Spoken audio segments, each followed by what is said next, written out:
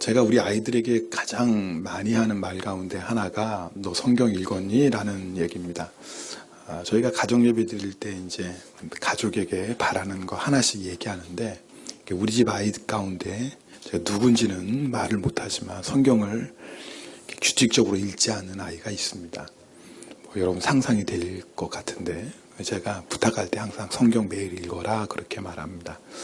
또 여러분에게 잔소리처럼 제가 늘 드리는 말씀이 성경 매일 읽으십시오라는 말씀입니다. 어떤 분들은 목사님이 하실 말 정말 없나 보다 맨날 성경 읽으라고 하시나라고 생각할 수도 있겠습니다. 근데 여러분, 제가 제 자녀들에게도 그렇고 여러분들에게 그렇게 성경 읽기를 강조하는 이유가 있습니다. 오늘 본문 31절 말씀인데요. 우리 함께 읽겠습니다. 오늘 31절입니다. 오직 이것을 기록함은 너희로 예수께서 하나님의 아들 그리스도임을 믿게 하려 함이요 또 너희로 믿고 그 이름을 힘입어 생명을 얻게 하려 함이니라. 아멘. 뒤에 잘 들립니까? 제 목소리? 네. 여러분 오늘 말씀 보니까 하나님께서 우리에게 성경을 주신 목적이 나옵니다. 그 성경을 주신 목적이 뭐예요? 예수님을 믿고 영생을 얻게 하려 합니다. 여러분 이게 얼마나 우리 인생에 예수님을 믿고 영생을 얻는 것보다 중요한 일이 어디 있겠어요? 이거보다 중요한 일은 없어요. 근데 어느 때 이런 역사가 일어납니까? 성경을 읽을 때 이런 역사가 일어나는 거예요. 왜요? 성경은 하나님의 말씀이기 때문에 그렇습니다. 사람이 썼는데 어떻게 하나님의 말씀이라고 할 수 있습니까? 이렇게 반문하는 사람도 있겠죠. 베드로후서 1장 21절 말씀 함께 읽겠습니다. 예언은 언제든지 사람의 뜻으로 낸 것이 아니요 오직 성령의 감동하심을 받은 사람들이 하나님께 받아 말한 것입니다.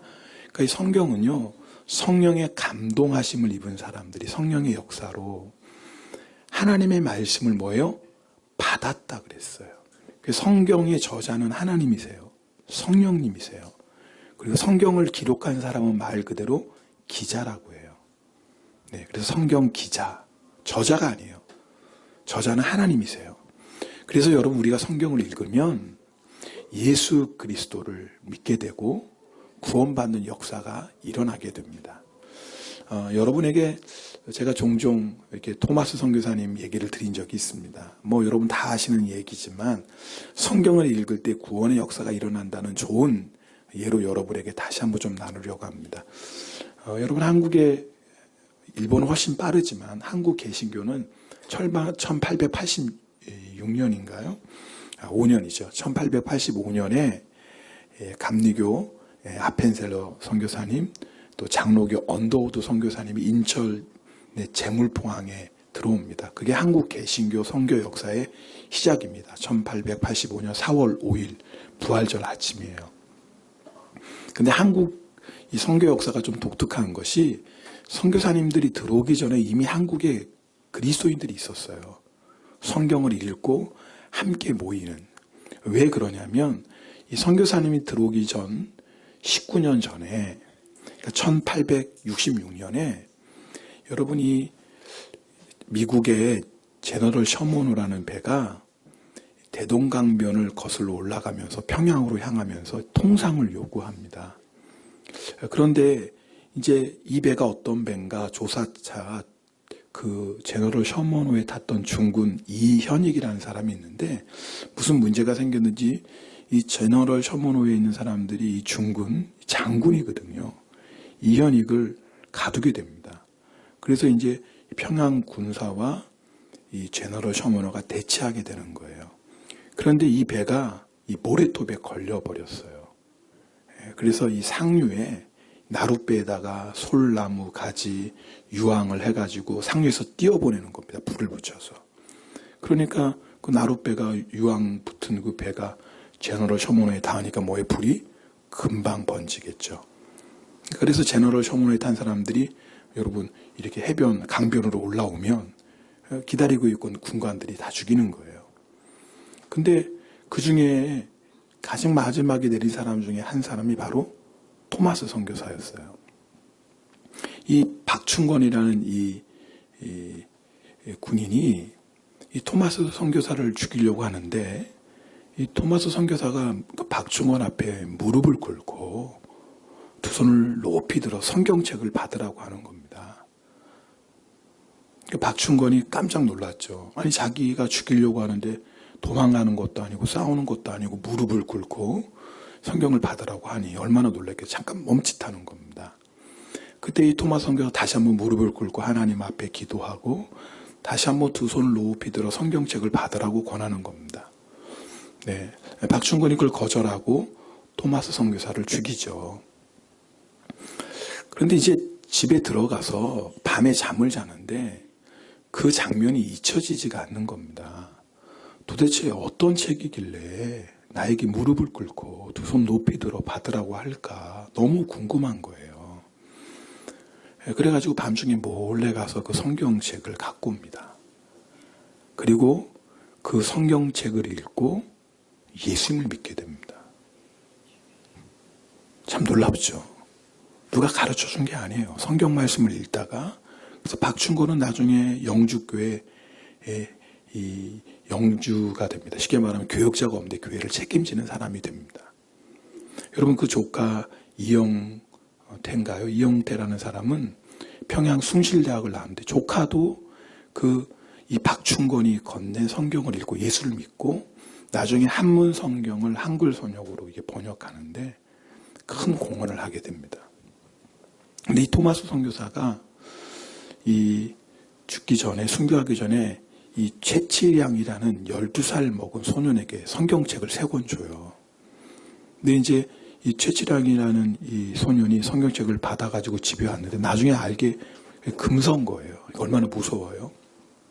그래가지고 평양 영문 주사였던 이 박영식이라는 사람에게 이 성경을 줍니다. 이 금서인 걸 알고. 근데 이 박영식이 이 성경을 보니까 이 금서인데, 여러분 그때는 이 성경이 딱지본이라고 그래가지고 실로 묶어가지고 실을 풀기만 하면 한 장씩 떨어져요. 그리고 이 앞에만 썼고 뒤에는 신인송이. 그리고 성경이니까 얼마나 좋은 종이에 썼겠어요. 최고의 좋은 종이에 한지에 썼겠죠. 그러니까 박영식이 너무 좋으니까 버리기가 아까우니까 집을 도배를 한 거예요. 근데 문제가 생겼어요. 도배를 한 것까지 좋았는데 집에서 딱 보면 다 뭐가 보여요? 성경 말씀이 보이는 거예요. 자기가 생각하지 못했던 일이 일어나는 겁니다. 그래 어느 날 문득 눈을 떠서 바라보니까 하나님의 말씀이 들어왔는데 그 요한복음 5장 24절 말씀이, 이 말씀이 눈에 들어온 거예요. 이 말씀 함께 읽겠습니다. 어떤 말씀이었는지. 내가 진실로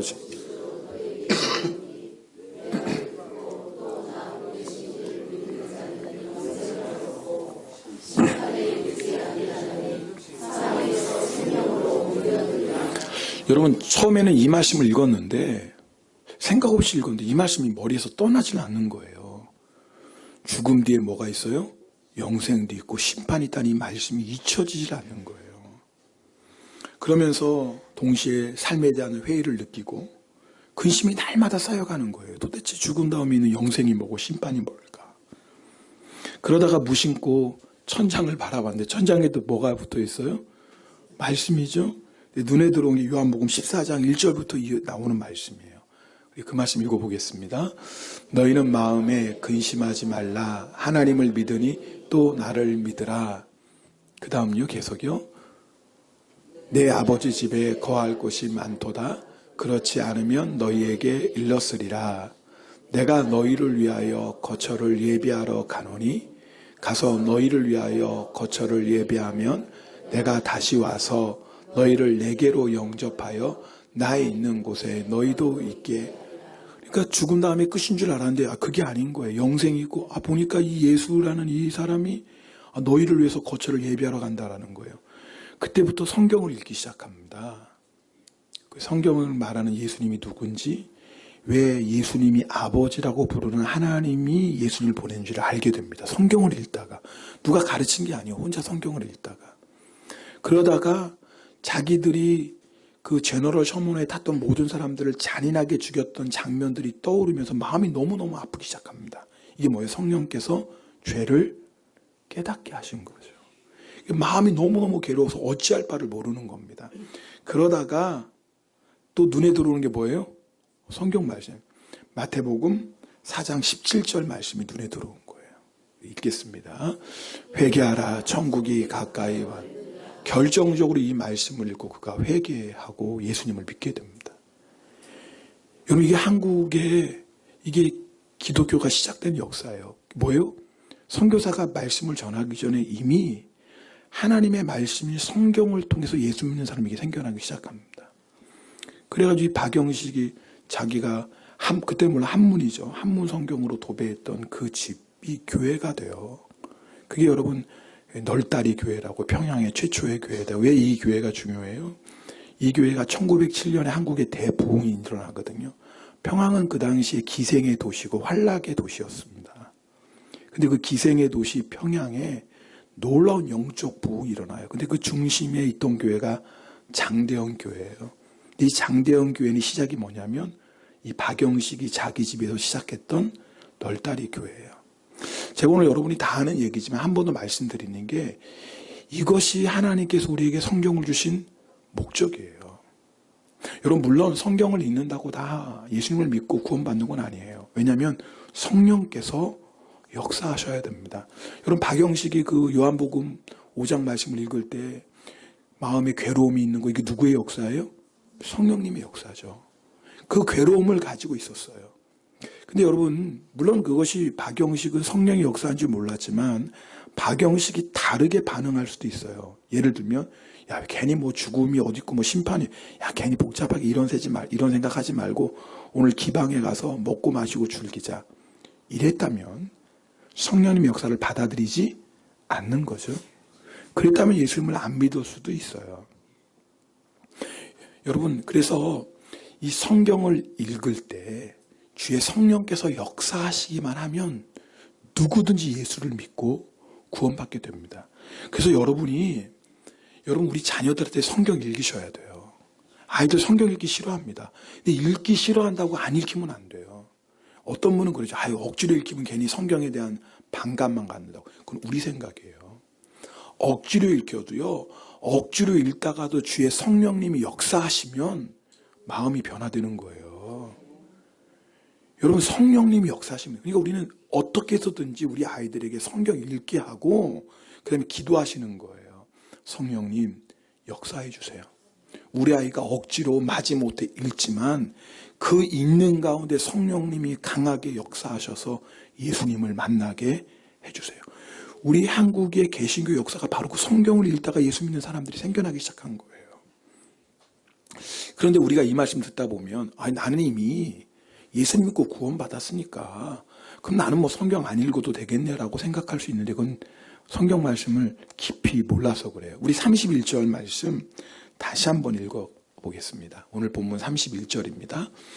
오직 이것을 기록함은 너희로 예수께서 하나님의 아들 그리스도이심을 믿게 하려 함이요 또 너희로 믿고 그 이름을 힘입어 생명을 얻게 하려 함이라.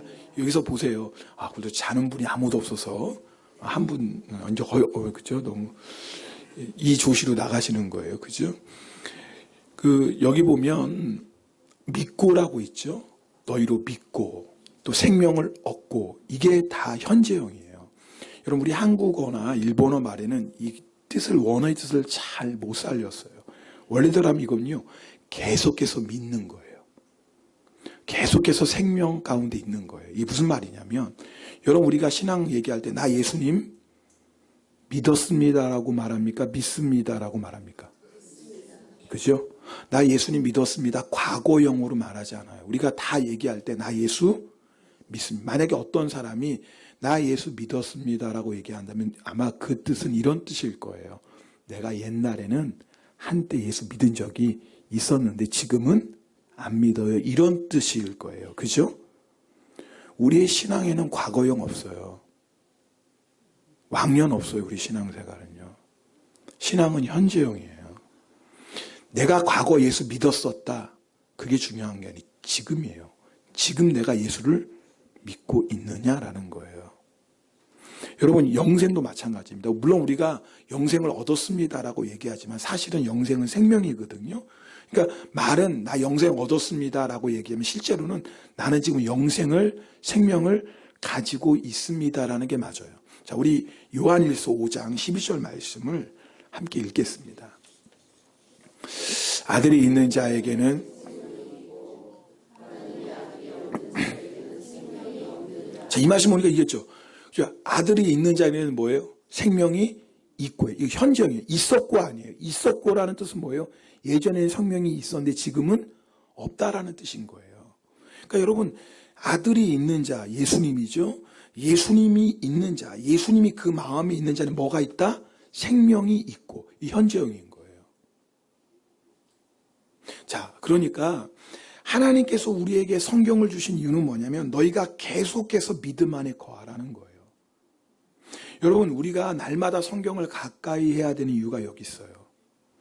만약에 여러분이 성경을 가까이 하지 않는다면 어떤 일이 일어나냐면 우리의 믿음이 자꾸 과거가 되어버려요. 자, 무슨 말이냐면 여러분이 과거에 아무리 큰 은혜를 받았어도 하나님의 말씀을 가까이 하지 않는다면 여러분의 그 은혜는 과거의 은혜로 끝나지 지금은 은혜 받는 게 아니에요. 자, 다시 한번 말씀드릴게요. 여러분이 지금도 이렇게 목사의 설교를 듣고 은혜를 받고 성경을 읽고 성경을 묵상하면서 날마다 은혜를 받으셔야 돼요. 그런데 이렇게 말씀을 통해 은혜 받는 것이 딱 멈춰져 버리면 어떤 일이 일어나기 시작하냐면 우리의 믿음이 과거의 믿음이 되어버리기 시작해요. 지금 무슨 말씀인지 아시겠죠? 그래서 성경을 우리에게 주시는 목적이 뭐냐면 예수 안 믿는 사람이 예수님을 믿고 영생을 얻게 하려는 그 목적뿐만 아니라 이미 예수를 믿고 구원받은 우리가 계속해서 믿음 안에 거하게 하기 위함이에요. 자, 그러니까 반대로 뭐예요? 성경을 가까이 하지 않으면 우리 믿음 안에 거할 수 없어요. 우리가 믿음의 성장, 믿음의 성숙을 원한다면 반드시 성경을 가까이 하셔야 돼요. 자, 우리 디모데후서 3장 16절, 17절 말씀을 함께 읽겠습니다. 모든 성경은 하나님의 감동으로 된 것으로 교훈과 책망과 바르게 함과 의로 교육하기에 유익하니 이는 하나님의 사람으로 온전하게 하며 모든 선한 일을 행할 능력을 갖추게 하려 함이라. 자, 보세요. 성경을 통해서 하나님의 사람으로 이미 예수 믿고 구원받은 그리스도인으로 하여금 뭐예요? 온전하게 하며, 이 온전하게 한다는 것은 성숙하며 뜻이에요.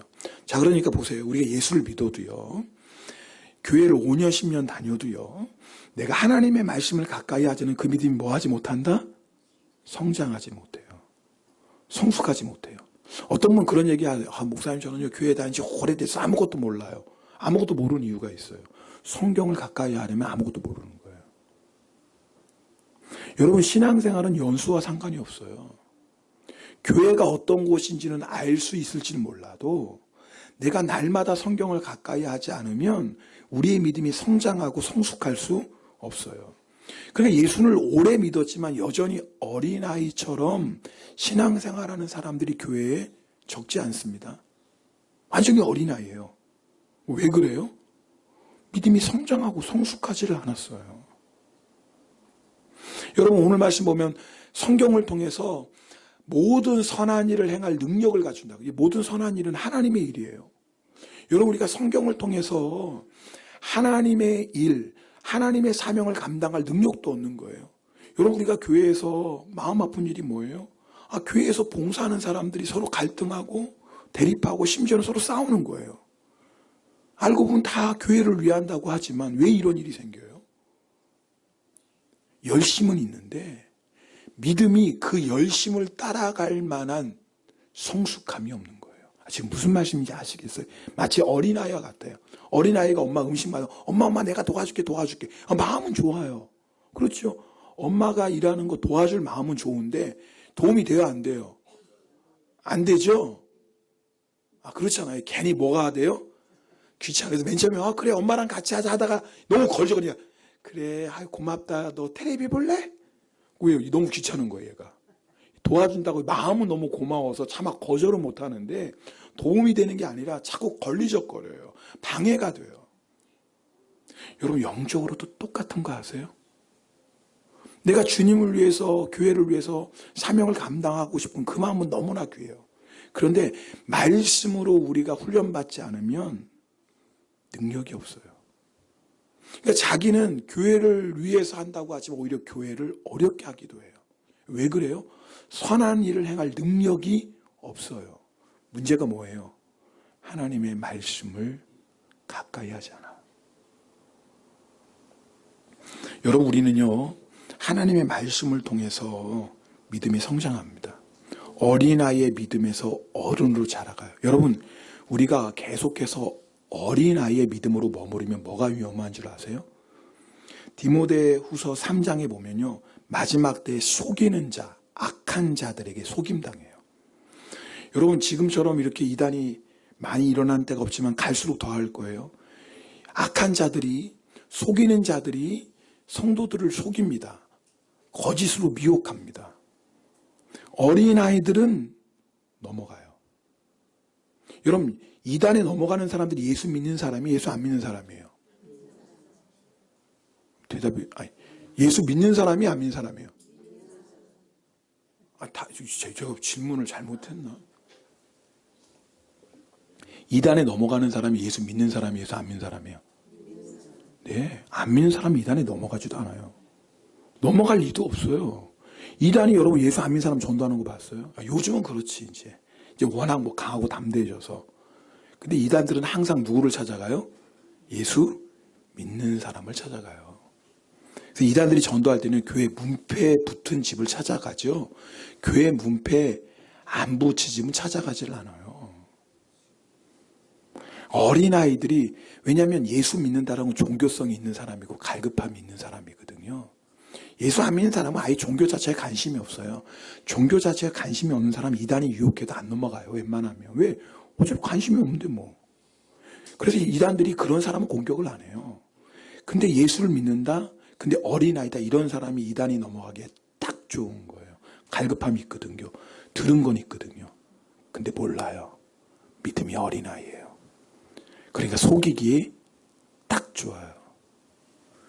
여러분, 우리의 믿음이 성장하지 않으면 악한 자와 속이는 자들에게 미혹됩니다.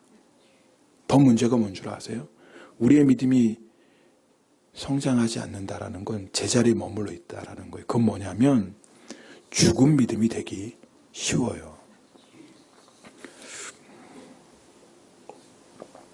무슨 말씀이라면, 여러분, 우리가 하나님의 말씀을 통해서 날마다 믿음이 성장하지 않는다면 반대로 그 자리에 머물러 있다고 생각하시면 안 돼요. 성장하지 않는 생명은 뭐예요? 죽어요. 여러분, 생명의 원리 아시죠? 여러분, 우리는 항상 이렇게 생각해요. 내가 성장하지 않고 그 자리에 딱 멈추면 나 그 자리에 있지라고 생각하는데 절대 그렇지 않아요. 성장하지 않는 생명은 죽어요. 살아있는 건요, 조금씩이라도 자라나게 있어요. 근데 그것이 자라나기를 멈췄다라는 건 죽어가고 있는 거예요. 그리고 결국은 죽게 돼요. 그러니까 우리의 믿음은요, 죽을 때까지 성장해야 돼요. 아멘. 사도 바울처럼 우리의 고백이에요. 내가 잡은 것은 중요한 게 아니에요. 내가 잡힌 바 된 그것을 잡으려고 날마다 달려가는 거예요. 믿음의 성장은 나이와 상관없어요. 육신의 성장은 어느 정도 되면 멈추지만 우리의 영의 성장, 믿음의 성장과 성숙은 나이와 상관없어요. 죽을 때까지 우리의 믿음은 성장해야 되고 성숙해야 돼요. 그게 살아있는 믿음이에요. 살아있는 믿음 되려면 뭐 해야 돼요? 날마다 하나님의 말씀을 가까이 하셔야 돼요. 여러분, 또한 우리가 성경을 통해서 계속해서 믿음 안에 거하게 되고 성경을 통해서 계속해서 영생을 누리게 됩니다. 여러분, 이 영생은 생명이에요. 생명은 살아있는 거예요. 자, 보세요. 여러분, 우리가 저를 보세요. 눈을 뜨시고 저를 보셔야 돼요. 밥을 안 먹으면 배가 고파요. 그죠? 이런 거 쉬운 건 대답을 해주세요. 뭐 어려운 게 아니에요. 밥을 안 먹으면 배고프죠? 본능적으로 알아요, 몰라요? 알아요. 그래서 밥을 먹어요. 왜? 그래야 우리 몸이 살아요. 만약에 어떤 사람이 육신이 배가 고픈데도 밥을 계속 먹지 않는다면 병에 걸릴 거예요. 그리고 그 상태가 계속되면 결국 어떻게 돼요? 죽어요. 이건 너무너무 다 아는 거죠. 자, 그래서 우리는 뭐예요? 육의 양식을 하루에 한 끼라도 먹고 이틀에 한 끼라도 먹고 3일에 한 끼라도 먹어야 돼요. 배가 고파 특별히 금식하는 게 아니면. 그리고 여러분이 아무리 바빠도 하루에 한 끼 먹어요, 안 먹어요? 안 먹은 사람 있어요? 그렇죠. 우리가 하루에 한 끼라는 먹잖아요. 그래도 아무리 내가 바쁘고 힘들어도 하루에 한 끼는 먹어요. 자, 근데 문제는 뭐냐면 우리의 영혼도 날마다 양식을 먹어야 돼요. 육신에 생명이 있는 것처럼 우리 영도 생명이 있거든요. 우리가 예수 믿고 우리가 뭐예요? 생명을 얻었잖아요. 내 안에 예수 생명이 있다고요. 근데 중요한 건 내 영도 날마다 양식을 먹어야지 살아요. 그 양식이 뭐예요? 말씀이죠. 다 아시잖아요. 근데 문제는 뭐냐면 내 영은 육의 반응처럼 본능적이지 않아요. 우린 육신을 입고 있기 때문에 배가 고프면 본능적으로 알아요. 근데 우리의 영은 본능적으로 몰라요. 내가 내 영혼을 집중하지 않으면 지금 내 영혼이 배고프고 공고한 것을 잘 몰라요. 그러니까 보세요. 성경을 하루 안 읽고 이틀 안 읽고 3일 안 읽고 우리 잘 살아요? 못 살아요? 잘 살잖아요. 일주일 동안 성경 한 번도 안 읽어도 괜찮아요? 안 괜찮아요? 괜찮죠? 육신은 괜찮은 거예요. 여기서 괜찮다라는 건 육은 괜찮은 거예요. 왜? 밥은 그래도 매일 먹으니까 하루에 한 끼라도. 그러니까 배는 부르니까 뭐 그렇게 굶어 죽을 것 같지 않으니까 육신은 괜찮지만 여러분 아세요? 내가 매일매일 하나님의 말씀을 먹지 않으면 내 영은 굉장히 지금 공고해 있어요. 내 영혼은 너무너무 배가 고파요. 그때 나타나는 게 뭔지 알아세요? 내 영혼의 공고함, 답답함, 왠지 모르게 안정되지 않고 만족이 없고 허전. 이상하다 이렇게 배는 부른데 마음이 허전하냐? 왜 허전해요 마음이? 지금 내 영이 배가 고파요. 근데 우리는 이상하다 밥을 많이 먹어도 이렇게 허전하냐? 그럼 지금 내 영이 허전한 거거든요. 그럼 말씀 먹어야 되는데 뭐 해야 돼요? 야 아이스크림 좀 사와. 이렇게 허전한지 모르겠다. 아이스크림 좀 한번 먹자야. 완전히 헛다리 짚는 거예요. 지금 내 영이 배고파 있는데 우리들은 영의 배고픔을 육신적으로 자꾸 해결해요. 야, 내 마음이 이렇게 답답한지 모르겠다. 왜 허전하지? 오늘 좀 누구를 만나가 좀 수다 좀 떨까? 차 좀 한 잔 마실까? 이거 완전히 헛다리 짚는 거예요. 지금 내 영이 배고파서 하나님의 말씀을 먹여달라고 지금 계속 나에게 사인을 보내는데 우리는 그 사인을 육적으로 받아들여요. 내가 허전하지? 왜 이렇게 외롭지? 이게 마음이 안정이 안 되지? 누구 만나서 차 좀 마시고 맛있는 것 좀 먹고 좀 놀러 갈까? 빠찡그레도 좀 갈까? 여러분 그게 왜 무서운 줄 아세요? 내 영이 지금 공고한데 뭘로 해결하려고 하는 거예요? 육적으로 해결하려고 하는 거예요. 그래서 우리 영혼이 뭐 점점 황폐해져요. 우리 영혼이요. 병들어요. 병들을 때 나타나는 모습이 뭔지 아세요? 바람에 날리는 겨와 같아요. 시편 1편에 보면 복 있는 자가 누군지를 분명히 복 있는 자는 뭐예요? 하나님의 말씀을 주야로 묵상해요. 근데 하나님의 말씀을 주야로 묵상하는 자의 특징이 뭔지 아세요? 시냇가에 심겨진 나무예요. 나무예요. 태풍이 불어도 요동하진 않아요. 자, 적용해 볼까요? 어떤 말을 듣고 어떤 어려운 일을 만나도 요동하지 않아요. 뿌리를 내리고 있어요. 그것도 어디예요? 시냇가에. 심지어는 가뭄이 와도 잎이 청청하고 열매를 맺어요. 요동하지 않아요. 흔들리지 않아요. 왔다 갔다 하지 않아요. 왜요? 말씀의 뿌리를 깊이 내리고 있어요. 근데 우리의 영혼이 하나님의 말씀으로 체험받지 못하면 바람에 날리는 겨예요. 바람에 날리는 겨 보셨죠? 이럴 땐 대답을 좀 해주세요. 못 보셨어요? 그럼 바람에 날린 겨 안 봐도 돼요. 바람에 날린 휴지 조각 보세요. 휙 들면 그냥 휘르르 갔다가 한마디 하면 휘르르 갔다가 좀 무슨 일 있으면 그냥 휘르르 갔다가 누구 얘기 같아요? 근데 내 얘기 같죠. 이럴 때 내 얘기 아니라고 생각하는 사람은 둘 중에 하나예요. 자기 자신을 너무나 모르는 사람 아니면 진짜 시냇가에 심겨진 나무거나. 여러분, 우리 영혼이 약해질 때 나타나는 증상이 바로 겨와 같아요. 요동해요. 세상에 조금만 유혹 앞에서도 그냥 요동하고요. 조그만 어려운 일만 아이고 나 죽고 못 살아 그러고요. 조그만 말 한마디 드리면 그냥 그거 어쩔 줄 몰라 하고요. 조그만 억울한 일을 당하면 뭐 이건 뭐 감당이 안 돼요. 감당이. 바람에 나는 교회예요. 시편 1편 말씀 아닙니까? 여러분은 시냇가에 심겨진 나무인가요? 아니면 바람에 나는 겨와 같은가요? 제가 목만 괜찮으면 막 소리 지를 타임이에요. 지금 이 타임이. 그러나 오히려 더 잘 됐어요. 한번 진지하게 생각해 보세요. 여러분은 지금 가뭄에도 태풍에도 그 어떤 일이 와도 절대 흔들리지 않는 시냇가에 심겨진 나무입니까? 아니면 조그마한 산들바람에도 그냥 날아가 버리는 겨와 같습니까? 그 이유가 뭔 줄 아세요? 하나님의 말씀이 없어요. 하나님의 말씀이 없어요.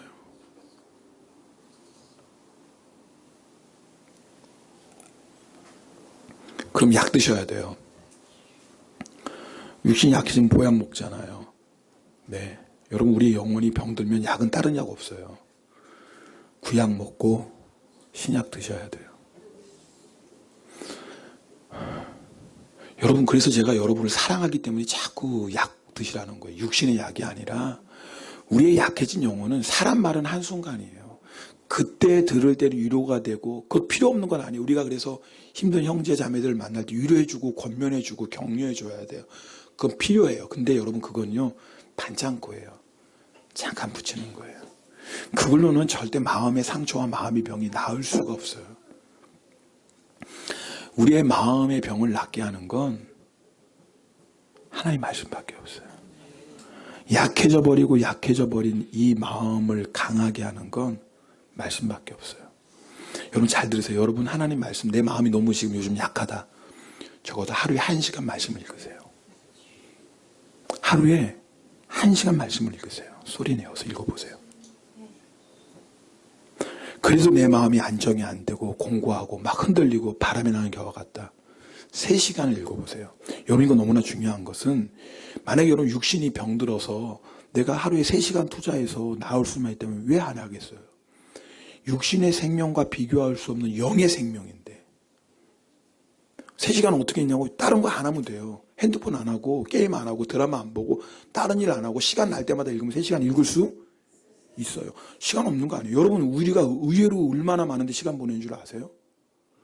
의외로 짜투리 시간을 보내는 거. 여러분이 아마 정말 이대로 가다 나 정말 죽겠다. 마치 내 심령이 쫙쫙 갈라진 논바닥처럼 완전히 황폐해서 이거 다 죽어가고 있다. 큰일 났다 지금 내 영혼. 이런 자각이 있다면 지금 살아야 되잖아요. 방법이 있어요. 말씀 가까이 하세요. 절대 어렵지 않아요. 하루에 최소한 1시간 이상씩 말씀 읽으세요. 그래도 내 영혼이 안 될 사람은 하루에 3시간씩 읽어보세요.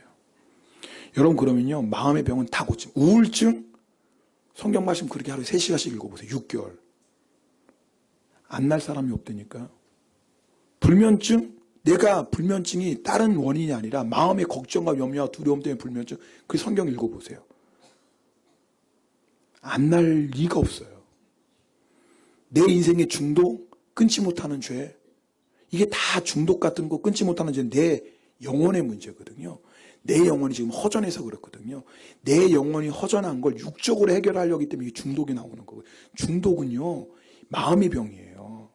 내 영혼이 허전하고 내 영이 연약한데 영혼을 강간하게 하지 않고 자꾸 금방 어떤 눈에 보이는 육적인 것을 해결하려고 하면 중독이 와요. 중독을 이기는 건 마음이 강해지지 않으면 절대 못 이겨요. 근데 마음을 강하게 하는 건 다른 게 아니라니까요. 하나님의 말씀이에요. 여기는 그러잖아요. 우리 아이들, 자녀들 컴퓨터 뭐 게임 중독이다. 하루에 성경 3시간 같이 읽어보세요. 안 날 아이들이 없어요. 하나님 마음 말씀으로 그 영혼이 강해지면요 다 회복돼요. 이건 제 얘기가 아니라요. 실제로요. 미국의 세들베 교회가 지금은 모르겠어요. 예전에요. 그 특별 재활 프로그램이 있는 거예요. 어떤 프로그램이냐면 중독자를 치료하는 재활 프로그램이에요. 근데 미국은요, 알코올 중독, 마약 중독 이런 것 때문에 사회가 너무 심각하거든요. 알코올 중독, 마약 중독 돼가지고 총 함부로 난사하고 그런 일이 얼마나 많아요. 그러니까 이 나라에서 이 마약 중독자, 이 알코올 중독자 이런 중독자들을 치료하는데 문제는 뭐냐면 시설에 있을 때는 낫는 것 같아요. 시설에 있을 때는. 그래서 상황이 괜찮아서 밖에 나가면 거의 100%가 다 원래대로 돌아와 버려요. 그러니까 그렇게 많은 예산을 투자해서 그렇게 해서 고친 것 같은데 나가기만 하면. 근데 놀라운 건 이 새들배 교회에서 하는 이 특별 이 치료 프로그램은요, 놀라운 건 재발률이 거의 없는 거예요. 그래서 이제 나라에서 아예 위탁을 한 거예요. 우리가 아무리 애써봤는데 이게 안 되는데, 이 교회에서 하는 건 되거든. 그러니까 아예 교회에 그거 위탁했어요. 그런데 물론 여러 가지 프로그램이 있는데 그 재활 프로그램의 핵심이 뭐냐면 하루에 3시간 성경 읽는 거예요. 소리 내서. 우리는 그게 무슨 소용이 있을까 생각하죠. 놀라운 일이 벌어난대요. 3개월이면 사람들이 낫기 시작하고요. 물론 서로 나눔도 하고 뭐 그런 것도 있지만 메인은 뭐냐면 성경을 소리내서 정독하는 거예요. 그렇게 6개월 정도 하면 중독에서 낫지 않는 사람이 거의 없대요. 하나님의 말씀으로 계속 그렇게 읽어나가면. 여러분, 하나님의 말씀은 능력입니다. 영의 양식입니다. 여러분, 지금 우리의 문제는 뭐냐면 너무 바빠요. 다른 일에. 제가 신방하면서 제일 안타까운 게 뭐냐면 말씀 있는 시간에 제가 하루에 성경 큐티하고 말씀이 한 2시간 정도 걸려요. 보통 하루에 말씀하는 시간이. 그래서 큐티하는 시간까지 포함해서 대충 한 1시간 반에서 2시간 정도 말씀하고 시간을 보내요. 근데 이제 신방하다 보니까 제일 제가 안타까운 게 그 시간이 자꾸 줄어들어서 이제 안타까워요. 그래도 뭐 신방하면서 말씀 나누니까 괜찮지만 목사인 저도요. 여러분, 그렇게 날마다 말씀을 가까이 합니다. 왜요? 그게 내 영혼이 건강하게 병들지 않고 내 영혼이 시냇가에 심겨진 나무처럼 잎사귀가 마르지 않고 열매 맺는 비결, 다른 건 없어요. 여러분, 다른 것은 그럴 수 없어요. 하나님의 말씀 없이는 절대 그런 인생을 살 수가 없어요. 말씀이 없으면 우리는 다 바람에 나는 겨와 같아요. 오늘 우리가 회복해야 될 게 뭐냐면요, 말씀에 대한 사모함이에요. 오늘 이거 회복해요. 여러분, 제가 지금 드리는 거 어려운 얘기 아니에요. 돈 드는 거 아니에요. 바쁘다고요? 1시간 할 수 있어요. 시간 조각시간 모아보세요. 왜 1시간을 못 하겠어요? 한번 아니, 꼭 하셔야 돼요. 그래야지 우리가 계속해서 믿음 안에 거하고 계속해서 우리 안에 생명을 유지할 수가 있고 그 생명이 열매 맺는 그 자리까지 나아갈 수 있어요.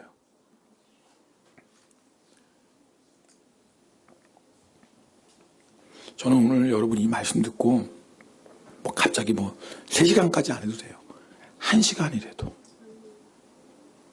근데 얼굴을 보니까 다들 이상하네. 이상하지. 얼굴이, 목사님 무슨 1시간 성경이 있습니까? 하루에 30분 있는 것도 죽겠는데. 제가 정말 여러분에게 복을 주는 말씀인데. 여러분 복 받아라. 그래서 복 받는 게 아니라니까요. 그러면 제가 맨날 복 받으러 여러분이 제가 복 받으세요. 복 받으세요. 그래 복 받으면 저는 설교 시간 3분 내내 이해할 거예요. 진짜. 왜 저는요 소원이 없어요. 여러분이 은혜 받고 복 받는 게 제 소원이에요. 진짜 목사인 제가 제일 기쁠 때, 여러분 은혜 받을 때, 여러분이 하나님의 축복을, 그게 저는 제일 기쁘거든요. 정말이요? 이거 믿어주세요. 그렇게 안 보이나? 진짜라니까요. 근데 그 방법을 지금 얘기하는 거예요. 여러분이 정말 그렇게 가뭄이 와도, 여러분의 인생에 가뭄이 와도 잎사귀가 마르지 않고 철을 따라 열매를 맺는 방법은 다른 게 없어요. 시냇가에 심겨진 나무가 돼야 돼요. 다른 건 안 돼요. 오늘 이 설교 여러분이 아무리 잘 들어도 소용없어요. 일주일에 한 끼 먹고 어떻게 살아요, 사람이. 오늘 우리 예수님이 이 자리에 와서 설교해도 여러분이 그냥 예수님 설교 하루 듣고 끝나면 여러분 안 돼요. 절대 신앙의 성장 없어요. 아무리 이 시간에 배 터지게 먹어도 그거 가지고 어떻게 일주일을 살아요. 그럴 수 있는 사람 아무도 없다니까요. 매일 하나님 말씀 읽으셔야 돼요. 1시간 읽어보세요. 한번 오늘 결단을 한번 해보세요. 그만해야지. 내가 불쌍해진다 갑자기. 제가 막 애원하는 것 같고. 마치 여러분은 그래 내가 한번 생각해 보지 뭐. 목사님이 그렇게 얘기하는데 그래 근데 뭐 기대하진 마세요. 30분도 모는데 무슨 1시간이겠어요. 거의 이런 눈빛이야. 아니에요? 그냥 안 믿어지지. 믿음이 없나? 제가 생명의 삶에 소개된 이 예화를 하나 드리고 좀 설교를 마무리할게요. 제가 들어보세요. 북한과 중국의 접경에 병원을 열고 얼마 뒤에 북한 지하교회 성도들을 치료한 적이 있다. 그들은 종기가 곪다 못해 뼛속까지 번져 골수염이 되었고 피고름이 줄줄 흐르는 고통으로 밤잠을 설치며 하루하루를 지내고 있다. 어떤 상황인지 아시죠? 북한에 있는 지하교회 성도들의 상황이에요. 그런 그들의 손에는 들어보세요. 늘 성경이 들려 있었다. 오직 성경 말씀으로만 그 참혹한 고통을 이겨내고 있었다. 어떤 상황에서도 성경을 놓지 않고 꼭 붙들고 있는 그들의 모습을 보며 나 자신이 부끄러워 고개를 들 수가 없었다. 그들은 성경만이 하나님께로 다가가는 유일한 매개체라고 믿었기에 들어보세요. 성경을 생명보다 귀하게 여겼다. 여러분 주님이 여러분의 생명보다 귀합니까? 이럴 때는 아멘 하셔야죠. 여러분 주님이 여러분의 생명보다 귀합니까? 그런 사람은요 말씀도 생명보다 귀하게 여기셔야 돼요. 어떤 사람은 사복음서를 모조리 외우고 있었다. 야 제가 너무 부끄럽더라고요. 말만 목사지. 사복음서를 다 외우고 얼마나 성경을 읽고 여러분 그들이 시간이 많아서 그랬을까요? 그렇게 생각하지 마세요. 아유 그 사람 시간도 많나 보다. 여러분 그들이 가난하고 바쁘게 사고 힘들게 사는 사람들이 우리보다 근데 사복음서를 외웠대요. 그들은 굶주린 배를 움켜쥐고 기도했다. 예수님 남한에만 계시지 마시고 여기에도 빨리 오세요. 그래야 우리가 살 수 있습니다. 그들을 보면서 하나님은 그저 편하게만 신앙생활을 하려는 우리보다 그들에게 더 가까이 계신 것이 아닌가 하는 생각마저 들었다. 나는 오랫동안 북한 사람들을 단지 불쌍한 사람으로만 여겼다. 그런 나의 무지와 교만을 회개했다. 그리고 결국 북한 지하교회 성도들과 같이 고난을 당할지라도 하나님을 간절히 찾고 가까이 하는 성도가 복되다는 사실을 다시금 깨달았다. 우리에게도 현재의 고통은 슬픈 일이거나 저주가 아니다. 주님께 선택받은 자에게 주어진 은혜요 감사와 기쁨의 제도이다. 여러분 이 북한의 지하교회 성도들은요 성경의 능력을 이 사람들은 체험하고 살고 있어요. 성경의 놀라운 능력을 어떤 환난과 핍박도 이길 수 있는 성경의 말씀의 능력. 여러분 이 능력 여러분이 있어요? 이 능력 아시나요? 어떤 환난과 핍박, 심지어는 배고픔까지도 이길 수 있는 성경 말씀의 능력. 여러분 우리가 지금 잊어버리고 있는 게 이거 아닙니까 지금? 얼마나 좋은 환경에서 예배드려요. 얼마나 편하게 예배드려요. 근데 뭘 잃어버리고 있는지 아세요? 예배의 감격을 잃어버리고 있고요. 말씀의 능력을 잃어버리고 있어요. 말씀이면 피고름이 나는 고통도 이길 수 있는 그 말씀의 능력. 배가 그렇게 고파도 하나님의 말씀을 붙잡고 배고픔을 이길 수 있는 능력. 우리가 지금 잊어버리고 있는 게요. 이 말씀의 능력이에요. 오늘 결단하셔야 돼요. 이 설교 듣고도 하나님 말씀 시간 되면 읽지 이런 사람은요. 정말 큰일 나요. 여러분 정말 큰일 나요. 그러면 여러분의 인생 겨처럼 삽니다. 바람나는 겨처럼 살아요. 예수 10년 20년 믿는 거 소용없어요. 집사 권사 장로 목사 소용없어요. 다 바람에 나는 겨처럼 살아요. 제가 여러분 하루에 1시간 반 2시간 말씀 생활 하겠어요. 안 그러면 저도 겨대요. 저도 사람 말 듣고 요동할 거고 환경 보고 요동할 수밖에 없어요. 저도 연약한 사람인데 오히려 여러분보다 더 못한 사람인데 방법이 없어요. 제가 겨 같은 인생 안 살려면 말씀밖에 없어요. 오늘 결단 안 하시면 여러분 일평생 예수 믿는다고 하지만 겨처럼 살아요. 겨처럼. 바람 밀려 왔다 갔다 요동하다가 아무 열매도 없이 그저 끝나버리는 인생. 안 되잖아요. 그러면 안 되잖아요. 정말 시냇가에 심겨진 나무 되어야 되잖아요. 시절을 쫓아 잎사귀가 마르지 않고 열매 맺는 그런 인생 돼야 되잖아요. 다른 방법이 없어요. 왕도가 없어요. 하나님의 말씀을 즐거이 묵상하는 거예요. 우리 시간에 찬송 한 장 드리고 결단하며 기도하겠습니다.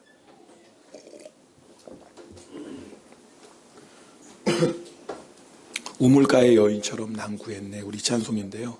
이 찬송 부르는 후렴 때문에 그래요. 오 주님 채우소서. 뭐로 채워주시나요? 하늘 양식, 생명의 양식, 말씀으로. 우리 이 찬송 함께 부르시면서 정말 결단하면서 이 찬송 함께